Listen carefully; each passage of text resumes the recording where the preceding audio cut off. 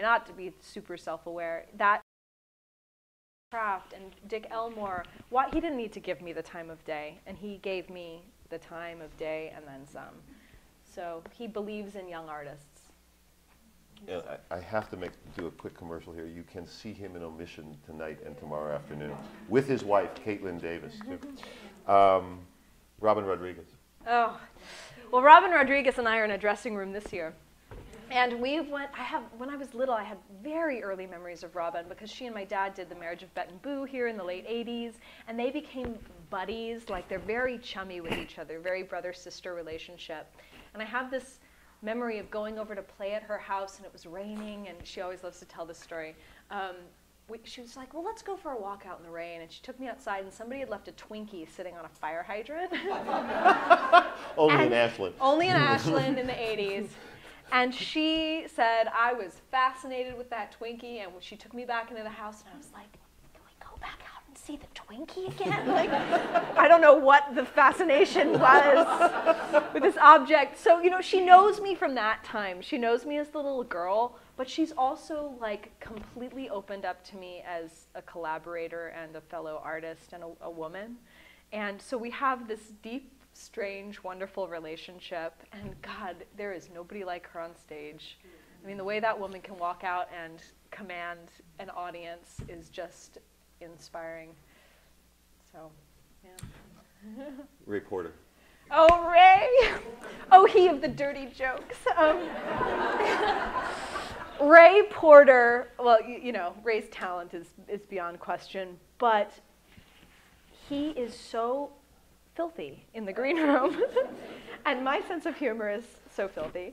And I remember sitting on the couch, and I would, you know, whenever we were doing a show together or opposite each other, he would be on the couch in a green room, you know, holding court. And I remember I was down there. If I wasn't in the Vom watching the show, I was down there listening to Ray Porter, because hearing him talk about the theater and making his jokes, he's phenomenal. So naughty. And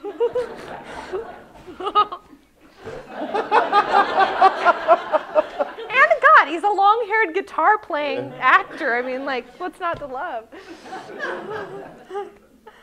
I know Penny Metropolis played a large role in the early career, and you've been directed by both Penny and Libby Apple in several productions.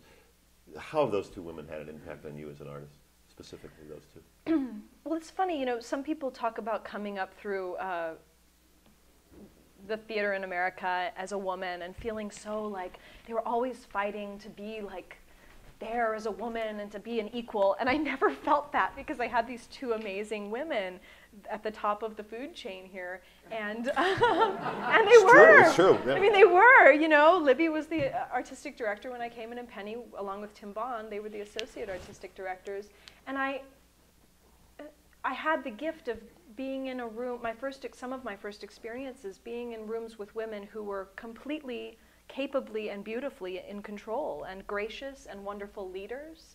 And that, to me, really set up a pattern for me and a trust in myself as an artist. And they're magnificent. What else can I say? That's. I'm grateful to both of them. I wouldn't have a career if it weren't for both of those ladies. You're still under 30 years old. I'll be 30 next year. Okay. In December. And you've had quite a lot and quite varied experience in performing, dance, music, acting. I think when you were a teenager, you even appeared with your mom as two of the Big Bottom dancers for Spinal Tap in Los Angeles. Yes, we did. And ironically, Tracy Young, the director of The Imaginary Invalid and co-director of Medea, Macbeth, Cinderella, was dating Kyle Gass, who's he's the other half of Tenacious D, which was playing that night. And she was in the audience the night I was a Big Bottom dancer for my stepfather's band. Yeah. So it's 12 years later. You've done all this stuff. How would you like your career to develop now? What do you want to be? Where do you want to be, and what do you want to be doing in 5 years? Oh. I want to work all over the country a little bit more. I'm also a writer, and I want to have one of my plays produced within the next 5 years. I don't ever want to feel bored. I mean, if I want work, I want there to be work, which means that I have to work for there to be work, you know? I do want to have a family at some point. Who knows how in the world that's going to happen?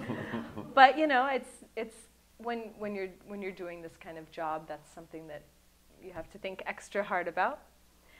I'd like to do that before I'm 40. Not that there's any. I could do it after I'm 42. But you know, when I'm younger and I have all this energy, it would be good to do it then.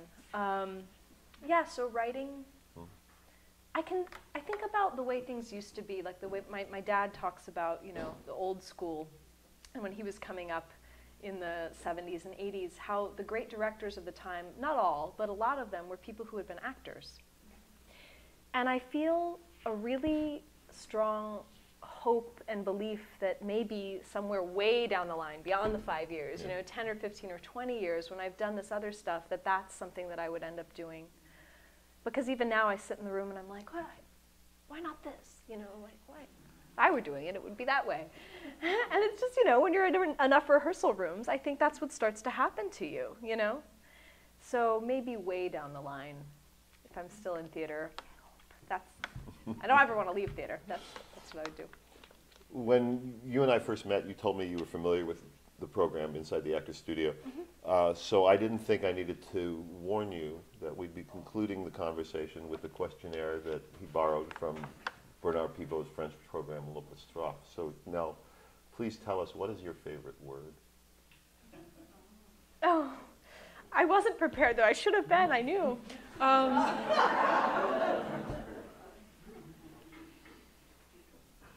Can we come back to that? No. Oh, God. My favorite word. Oh. Well, no, I can't. In this very moment, I'll just say chim cham. Nomer. Nomer. It's a word my sister and I made up. That's all. It's based on a Showgirls, the movie from the 90s. It's a reference to that. Okay. Nomer. What is your least favorite word? My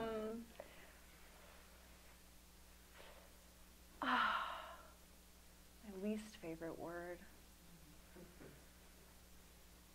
Oh, I would just say like moist or something. Because other people have said that before. Like my friend Saffron's least favorite word was moist. I don't know. I love words, so it's hard for me. Even the nasty words, I love them. So I really like the word fuck. We'll get to that. Oh. What turns you on?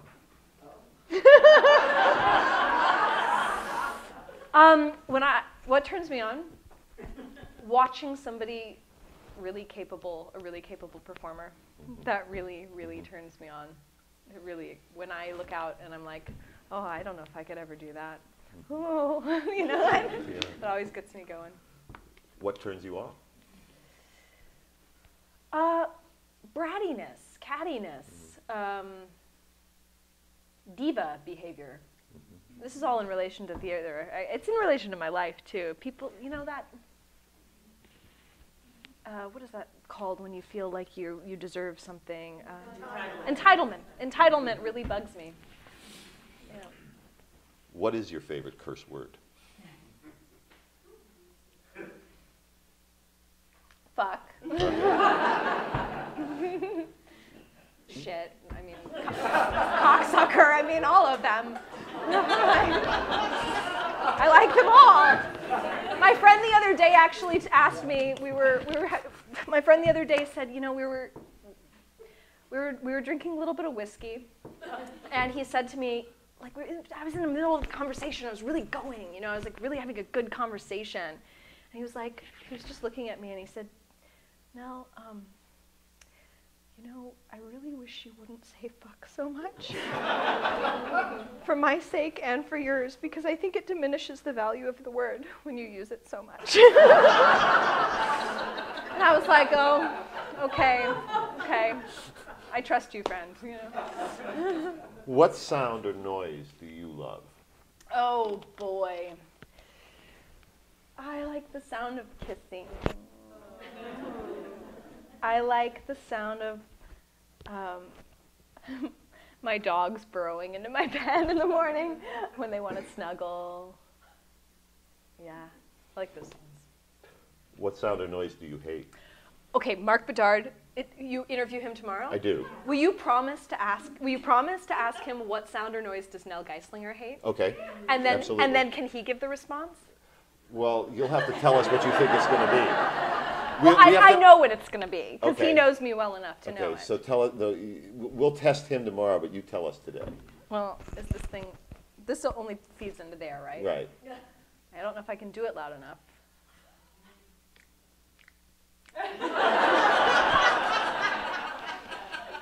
Yeah. Well, you have to listen to it like on the. I hope I haven't been doing it too much. Mark tortures me with that on stage. If he's next to me in a scene. Well, you just ask him. I will. tomorrow. I will. That son of.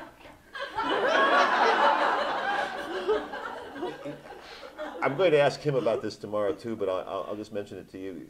You're aware Kate Mulligan calls him the most evil man in the world. Oh, I'm not surprised. Yeah. What profession other than your own would you like to attempt?